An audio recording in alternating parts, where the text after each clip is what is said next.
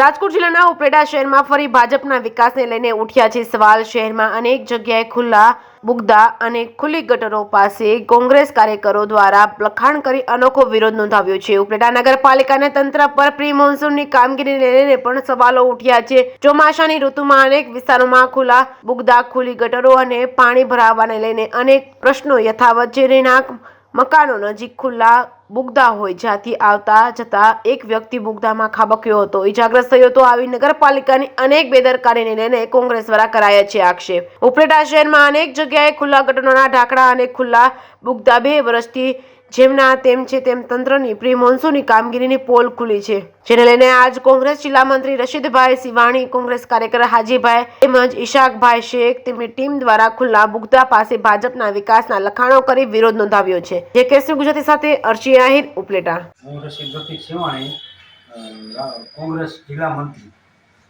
આજે ઉપલેટાની અંદરમાં 5-6 દિવસથી સતત વરસાદ વરસી રહ્યો છે અને તંત્રનું પેટમાં પાણી પણ હલતું નથી। રોડ ઉપર મોટા મોટા ખાડા પડી ગયા છે, કુંડીઓમાં ઢાંકણા નથી, બુગદામાં મોટા ભૂવા પડી ગયા છે, છતાંય તંત્રનું પાણી હલતું નથી। મને એવું લાગે છે કે આ નગરપાલિકા ઉપલેટામાં પરિસ્થિતિ અંધેર નગરી અને ગંદુ રાજા જેવી પરિસ્થિતિ થઈ ગઈ લાગે છે। અમે હમણાં મારી ટીમ સાથે વોર્ડ નંબર 9માં પ્રજાને બતાવવા જ ગયા હતા કે ભાજપનો વિકાસ કેવો છે। બીજું તમારે શું કહેવાનું થાય છે?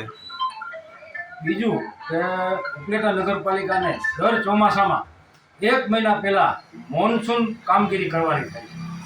આ વખતે મોન્સૂન કામગીરી કરવામાં આવી છે,